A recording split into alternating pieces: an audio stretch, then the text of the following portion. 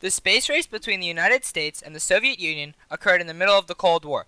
Beginning in 1957 and reaching its climax in 1969, the space race was a competition between the United States of America and the Soviet Union to break barriers by exploring space and reaching the moon first. In John F. Kennedy's State of the Union address in 1961, he stated that it was time for this nation to take a clearly leading role in space achievement, which in many ways may hold the key to our future on Earth.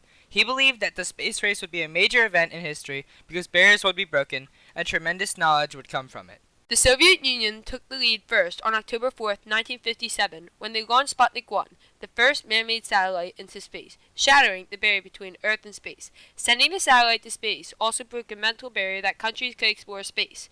The satellite made one revolution every 90 minutes. Almost 1 month later, on November 3rd, the Soviet Sputnik 2 carried Laika, the female dog, into space, making Laika the first animal in space. Sadly, this was a suicide mission, and Laika did not return to Earth alive. A scientist assigned to Laika's program after the dog had died said, "The more time passes, the more I'm sorry about it. We shouldn't have done it. We did not learn enough from the mission to justify the death of the dog." Finally, in 1958, the Americans entered the space race by sending Explorer 1, the first American satellite, into orbit. In the same year, in July, President Dwight Eisenhower signed the National Aeronautics and Space Act into law, creating NASA. NASA was a program to explore and learn about space exploration.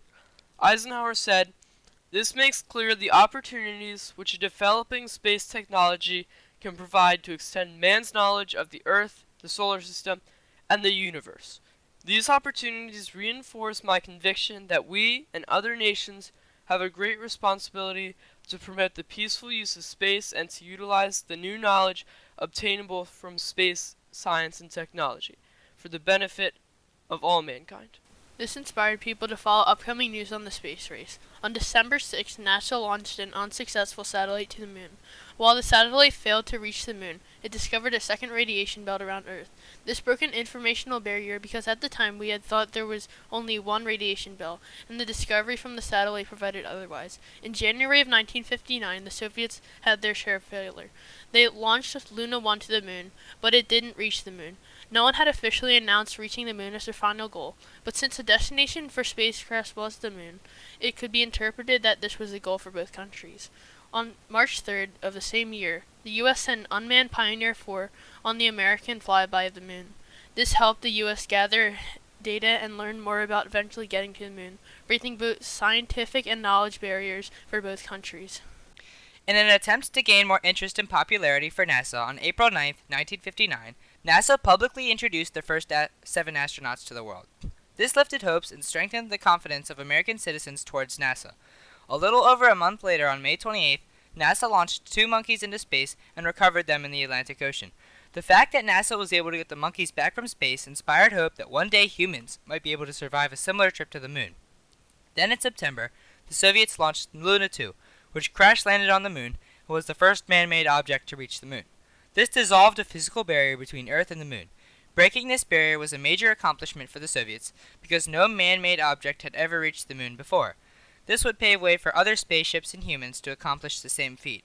A month later, the Soviets collected more data on the moon after Luna 3 flew around and took pictures from the far side of the moon. These pictures would expand information about the moon. In 1961, the Soviets launched Vostok 1 carrying Yuri Gagarin into orbit. This made the first man ever into orbit, smashing the barrier between humans and space. Orbiting Earth in the spaceship, I saw how beautiful our planet is. People let us preserve and increase this beauty, not destroy it, he said.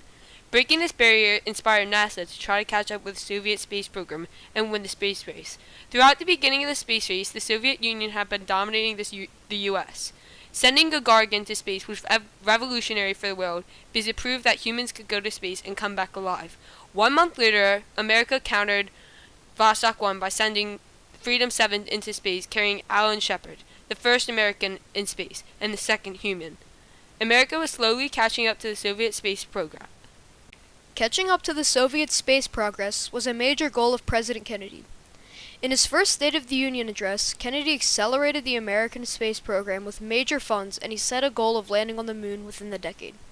Kennedy said, "First, I believe that this nation should commit itself to achieving the goal before this decade is out of landing a man on the moon and returning him safely to the earth.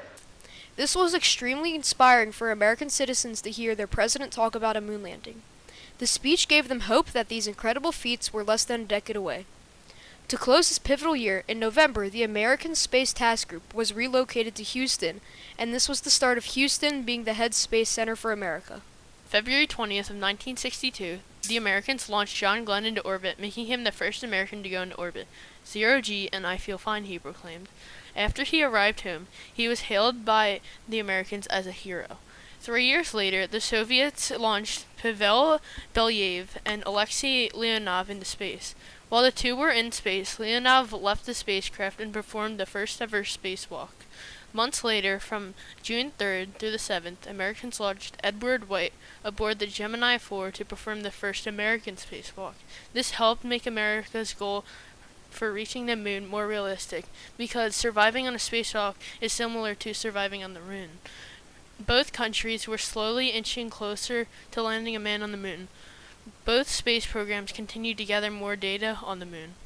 Towards the end of 1968, on December 21st through the 27th, the Americans launched Apollo 8 with Frank Borman as commander. Borman's crew achieved the first manned orbit of the moon. This was pivotal to the Americans because this marked the start of the Americans surpassing the Soviets in the space race. Exploration is really the essence of this human spirit, he said. This was the first time ever in space race that America had the upper hand over the Soviets. After Borman made his historic orbit, the Americans pressed ahead to win the space race. On May 18th through the 26th, in 1969, Apollo 10, manned by Americans Tom Stafford and Gene Cernan, descended to within 50,000 feet of the surface of the moon. This was the closest a spaceship have ever been to the moon. On July 16th of the same year, Apollo 11 started its historic journey to the moon. During the descent to the moon, Neil Armstrong had to manually fly the lunar lander because the computer was taking the spaceship to a rocky area. The fuel was draining quickly. Only 100 feet away from landing, the rocket only had 60 seconds of fuel left. With 30 seconds left of fuel, the rocket was still 10 feet in the air. Finally, on July 24th, after a suspenseful descent, Apollo 11 landed safely with only about 15 seconds of fuel remaining. America had won the space race, and this forever shattered the barrier of mankind and the moon. That's one small step for man, one giant leap for mankind, said Armstrong. This quote would become instantly famous throughout the world. The Americans had watched the landing from their televisions and were celebrating the victory their country had taken. The astronauts affiliated with the government were hailed by Americans. Neil Armstrong and Buzz Aldrin went into history as the first men ever to step on the moon. After this historic barrier was broken, the space race slowly changed into not a competition but a lasting collaboration in space that is still intact today. After the Apollo 11 mission, we landed on the moon several more times to collect moon rock and gather data on the moon. The space race came to its official end in 1975 when on the last Apollo mission, Donald K. Slayton, Tom Stafford, and Vince Brand docked with the Soviet Soyuz spacecraft. This broke a political barrier because it was the first collaboration between the Soviets and America. This collaboration is still intact today, and both space programs provide help to one another. The space race broke many barriers through a competition to be the first to the moon. These included physical, scientific, and political barriers. The space race broke many physical and scientific barriers, starting from a satellite reaching space. Then as the journey progressed, other barriers were broken, such as Laika the dog becoming the first animal in space. Other important barriers that were shattered included sending a man into space, sending a manned spacecraft around the moon, walking in space, and finally landing humans on the moon. Political barriers were also broken in the space race when America went from competing and working against the Soviets to collaborating and helping one another explore space.